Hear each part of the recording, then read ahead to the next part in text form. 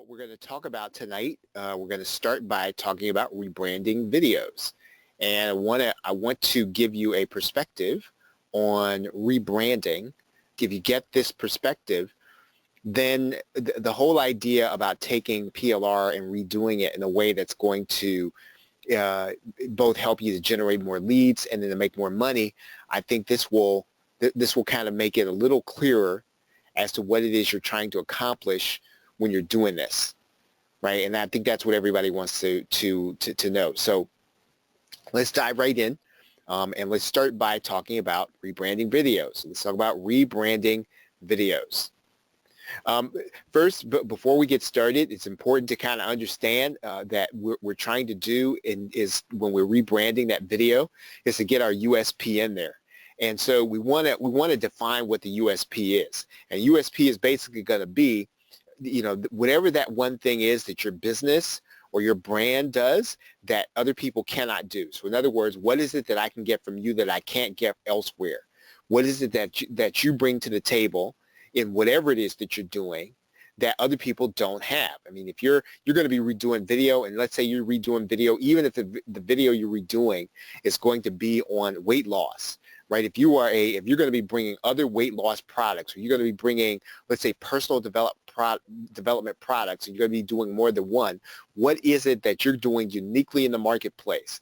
And really, if you're not doing something uniquely in the marketplace, trying to define what the USP is a good opportunity to say, hey, you know what? What is it that people want, that they value, that I can bring to them that they cannot get elsewhere? That is really what you want to try to do. So when we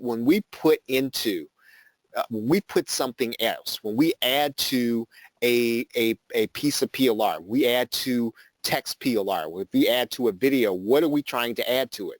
We're trying to say something in that product that by the time the person who's reading it, they finish consuming it, that they're left with the impression that, hey, you know what, this was great.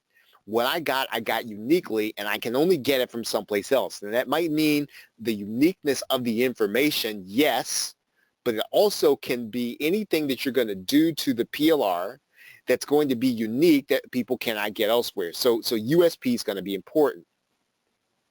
So let's talk about what a brand is, because a brand is different. And a brand is what you're trying to reinforce over and over and over again, right? So in other words, what is it what message are you sending across every single time somebody comes in contact with your content, somebody comes in contact with one of your products, somebody comes in contact with your with your webinar, somebody comes in contact with your opt-in, somebody comes in contact with your social media profile? What are you trying to reintroduce, right? What are you trying to reinforce? What are you saying over and over again? And think about what a brand is, right? If I were to brand a horse, it would be something that I kind of, that I basically took something and just almost emblazoned my logo or something on someone. So how do you get somebody to the point where you have branded yourself into their consciousness? Well, it's something that you repeat over and over again. A brand is about repetition. So what do you want to repeat over and over again? What do you want to say over and over again? That's part of your USP. So again, the brand is what you repeat. It's more than a tagline, because it has to be what you want to get into my brain as your customer if I don't hear anything else. When I remember you, you've got to get something into my brain when you have the opportunity. And that's really what rebranding does. Again, I'm all for changing things so that you put your logo in them. I'm all for changing things so that you put your URL in things. I mean, that's fine, but you can do so much more with PLR because you have a captive audience. If somebody's reading something that either you bought and you redid, or you bought and that you added your links to, you have an opportunity at that point to say something that's going to, again, brand yourself, right? Something you're repeating to them. And so basically, you want to have those two things in your mind when you create a branded bumper, right? So yes, you're going to put something at the beginning and the end of a video, and you can, or the beginning and the end of a set of videos, and it's going to be branded. So again, that branded bumper should be what you want to repeat, number one. And number two, it should be a USP, not just a tagline, not just your URL. It should be a branded bumper. And again, even if your what you're trying to get across in the brand is going to be a call to action, right? Even if it's going to be go to this page and get this one thing that they can only get from you, right? If that's going to be your message, then you've got to take the opportunity inside of your branded bumper to say and give a call to action to something that's unique over and over and over again. So the key to branding anything in PLR is as many times as you can say it, as many times as you can get it in, as many times as you can place it in front of the customer, as many times as you can hear it, without ruining the experience for them. You want to get your message, the one message you want them to take away, in front of that PLR video.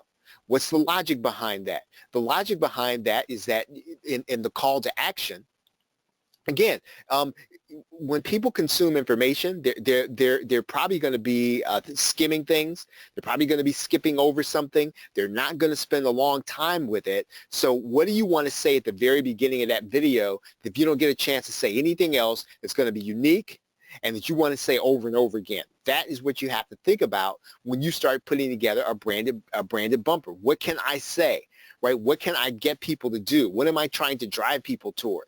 Again, in the branded bumper, what is the USP? What can you say? So what is an example of something that you can say in a branded bumper?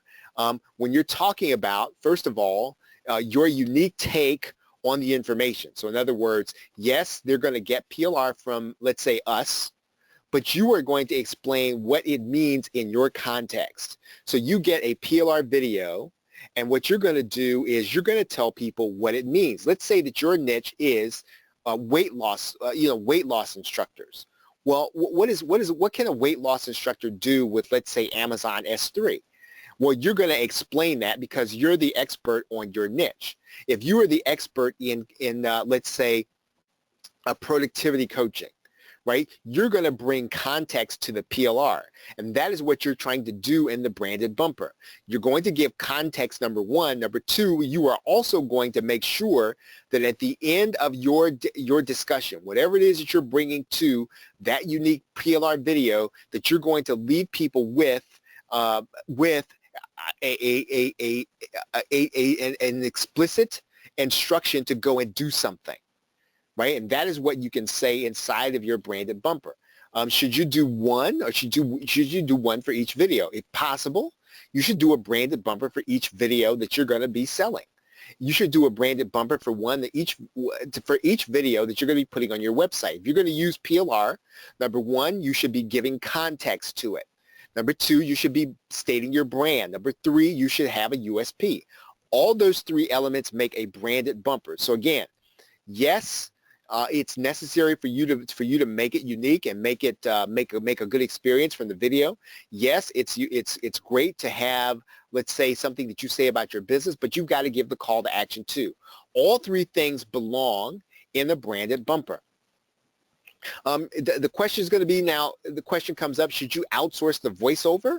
And I'm going to always say no to that.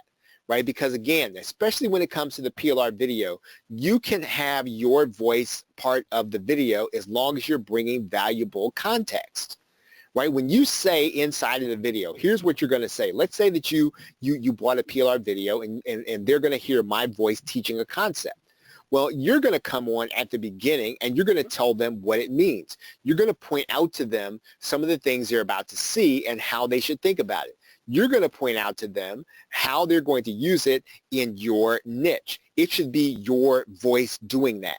And again, you can do that credibly by saying, hey, we partner with this company to teach these things, but here are the things that you're going to have to remember about what you are about to see. Then really and truly, if you really want to do a high quality job with the video, you put a bumper at the end. And that bumper says something like, hey, this is what happened in this video. Here are the things that you want to think about once again.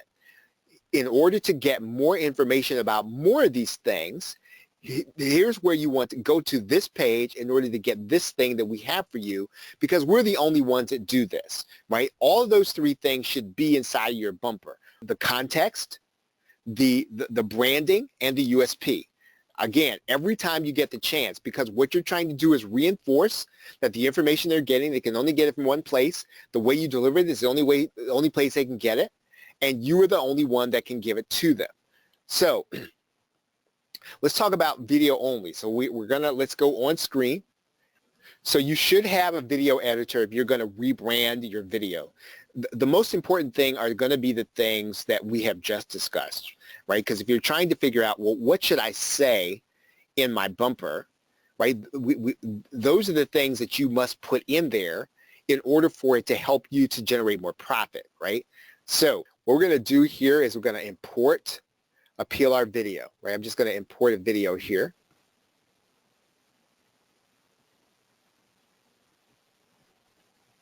And we're going to bring that video onto the timeline.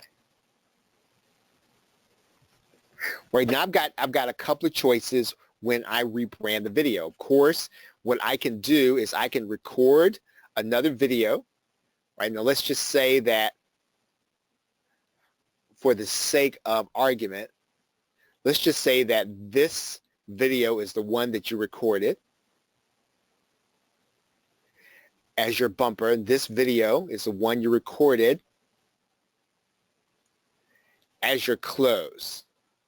Right? Now let's say that you recorded those two videos. What are you going to do with those videos? Well, when it comes to Camtasia, all you're going to have to do is you're going to need to bring these things down to the timeline.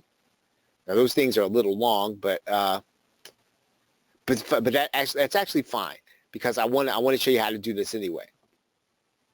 Let's say that this is a little long and all you're really going to need is a little bit of this. So what I'm going to do is I'm going to bring this to the point. I'm going to cut out a lot of this inside of Camtasia. So all I'm going to do is I'm going to bring this video to this point. I'm going to hit the split command and I'm going to take that totally out. Right? Let's say I might take some more out of this.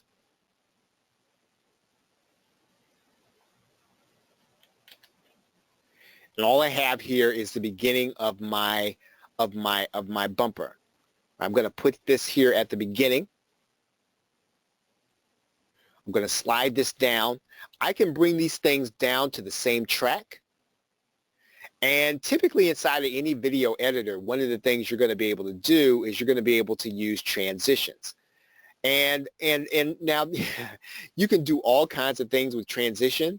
And typically when it comes to transitions, the most conservative thing is going to be the best. So don't get people distracted with something that's too fancy. The one that I personally like to use is the flip, right? So all I got to do is drag that down. Now, again, it might work differently inside of your version of Camtasia. It might work differently inside of your video editor, but all I've got to do is bring that down to the timeline. So let's see what's going to happen here.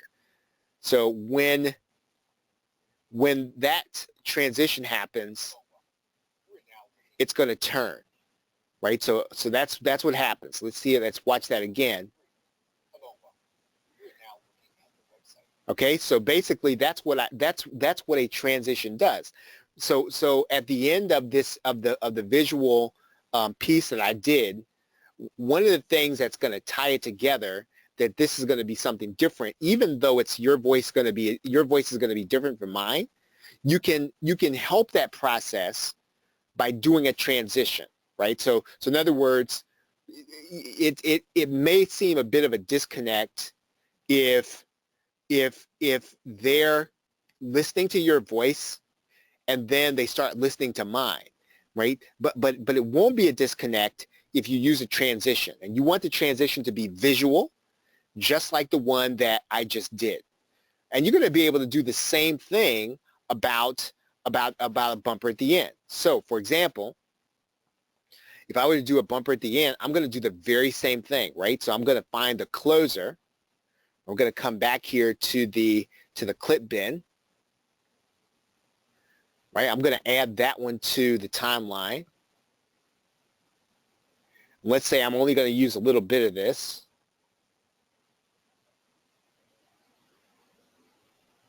I'm going to cut this off.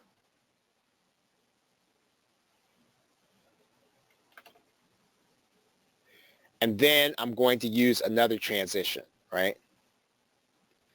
I personally like to use the very same transition. I don't like to use two different transitions in the same one, right? So again, I like to have this here. Let's talk about. So that's all we're really trying to do visually with the with the transition. Okay, so one of the questions is, how do I feel about using callouts? I think that if you can use a callout in a way that's going to complement what you're trying to do. So for example, if my goal here in the bumper is to reinforce something, right, and I can do that effectively using a callout, I'll do it. So for example, maybe what I want to do here is I want to say, hey, go to www.technicaltutorials.com. Right? Let's say that that's what I wanted to do, and I wanted to make sure that that appears here for part of the video. And that's an easy way to rebrand, right? So I can do that, and that might make sense to do. Right? Maybe I might fade that out so that it comes and it goes out. Right? So yeah, so if you can use it in a way that goes along with what you're trying to do, I think a call out can be good as long as it adds to what the person is trying to accomplish. Okay, so the question is there a way to fill in the black part? So let's see. If what you mean is, let's say that what I'm going to try to do here, I'm going to take this call out. And one of the things that Camtasia will allow you to do with the library is it will allow you to do what's called a title clip. And I think that might be what you're talking about.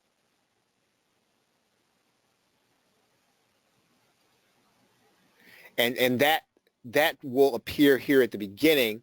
And even still, I'm going to do this the very same way, right? I'm really going to take that title clip, and what I like to do with the title clip is just slide this down so that it appears at the beginning.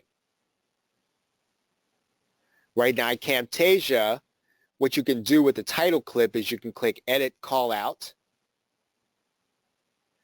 and then you can edit this writing in here. Go to www.go.com.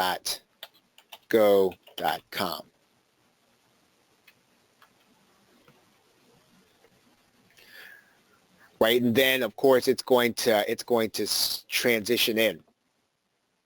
Okay, so when you say you've got so the question is about a black cloth background, but it doesn't cover a little corner. If you're adding in a transition, if you're going to add something from up here, one of the things that you can always do with Camtasia, let's say you're going to add in a shape, is you want to look at the shape's properties.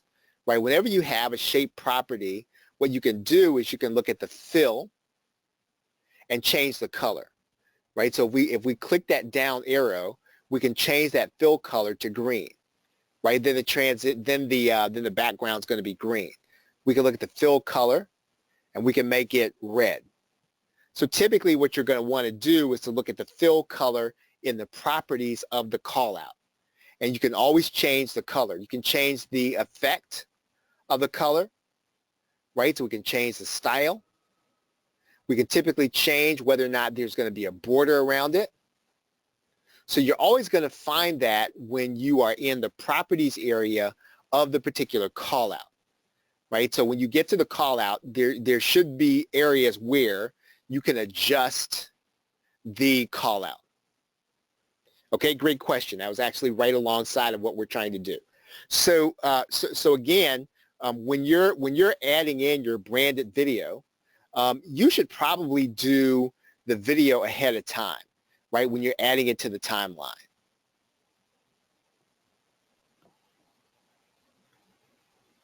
Slide this down.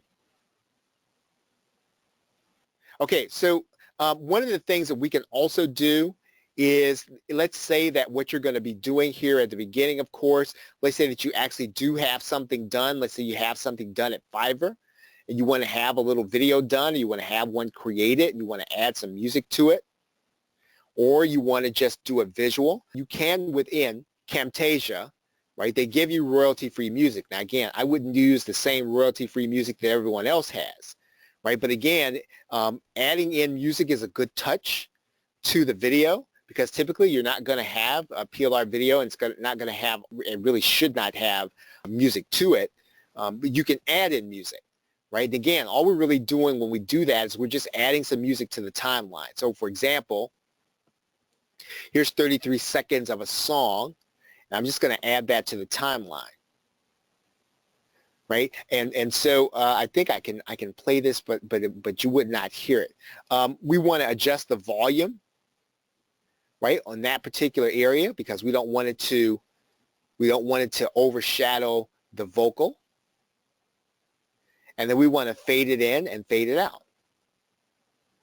Right now, you can always add in music any place on the timeline that you want it. Some people will add music to their entire video, right? I mean, you're certainly able to do that. I mean, a lot of videos that you see on YouTube, they've got music running in the background. If you've got something unique and you've got something you want to add to a PLR video, that's certainly something that you can do. But I would just stick to adding in the audio or the additional music to your bumper. Right. One of the questions is about how the video appears when you first play it. One thing that I would say is that when you're in the editing process, it's always going to be a little different when you actually render the video. Now, if the rendered video has an issue, let's say at the beginning, once you've produced the actual video, then it could be the actual clip that's a problem.